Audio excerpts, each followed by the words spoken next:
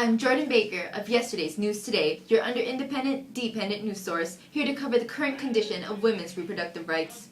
With the elections coming up, we are providing you with the information on this controversial topic.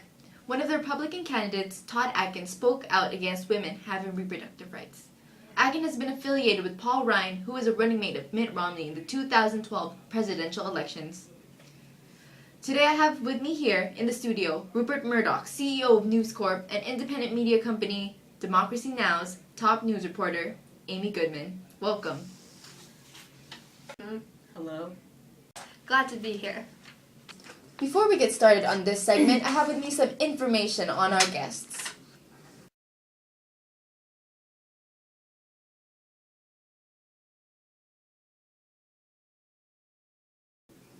Wow, Mr. Murdoch, you own quite a bit of companies.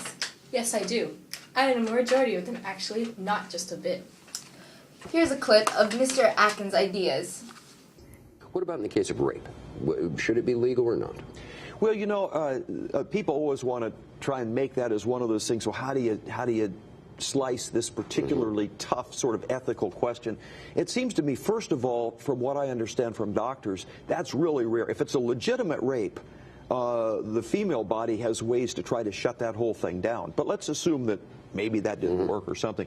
You know, I think there should be some punishment, but the punishment ought to be in the rapist and not attacking the child. So what do each of you have to say about this? Well, clearly he is not speaking on behalf of women and is not interested in what is going to happen to them. He has a medieval theology that women can prevent themselves from becoming pregnant when they are raped, although that has never been scientifically proven. He has defended female rape victims for his idiotic comments, and he has said that doctors agree with his theory when none of them have come up to support his claims. This should not even be debated. Women already have rights. No one is trying to challenge them or take away their rights. They have enough. But our rights are being taken away, and each time we allow someone to rule our decisions, we take a step back towards oppression. And who is oppressing these women? The government will strip us of our rights, especially if we elect a Republican for president. The Democratic Party supports women, and Obama agrees that women should have their own rights concerning their bodies. We're here to talk about women's reproductive rights, not politics. And anyway, there is nothing wrong with the Republican Party, especially Paul Ryan. That guy is great, by the way. But I do not pick favorites in politics. In fact, I even donated $58,000 to Mr. Obama, while only donating $2,000 to Mr. Romney. You say that Paul Ryan is great, but is he not affiliated with Atkins, and both of them support the No Taxpayer Funding for Abortion Act, which does not allow taxpayer money to be used on women who want to undergo abortion but cannot afford it? The comment on rape and abortion came from Atkins, not Ryan, so I do not need to provide my input in this situation. Of course you think that way because you are brainwashing the American public with your biased news media outlets, unlike us independent networks that provide the truth and express both sides of the story. Well, now look here, Miss Goodman. There is nothing wrong or biased about my companies. Well, actually, Mr. Murdoch, your company has been involved in a few controversies through the years. In fact, in 2011, your company was involved in a phone hacking scandal in which your employees were discovered to be illegally wiretapping phone conversations and bribing individuals for their services. The media has the right to provide its viewers with all the information about events occurring around them. This is just an example of how dedicated my news companies are giving to the viewers the truth they deserve. And anyway, these accusations have not been proven, and the trial and investigation are still being held.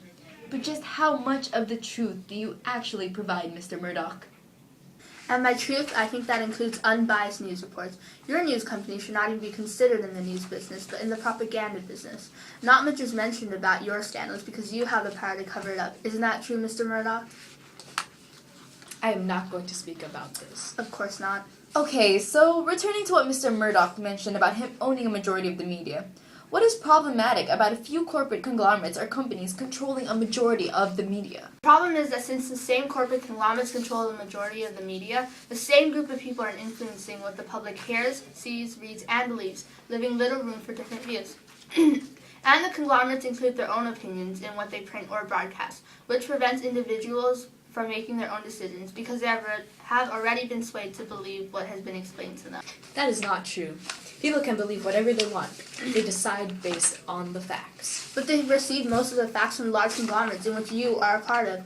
You have the ability to hide things from the public and only release information that will not harm you in the long run. You only aim to benefit yourself and not the people. You use your wealth and your power to achieve what you want, and what you want is to control the masses through media and to maintain your own social and economic status. Not many people watch your news because it doesn't attract them. Probably no one even knows that there is such a thing as independent news. They only rely on what my company and other large conglomerates release to them. Independent news is here to provide people with the truth that you cannot bear to share with them. Well, you know what? Thank you, Mr. Murdoch and Ms. Goodman, for your time. Well, this is all for YNT, yesterday's news today, bringing you the news that you should have received yesterday, today. I'm Jordan Baker signing off and reminding you that tomorrow's news is just the news of yesterday on the day after tomorrow. Thank you and good night.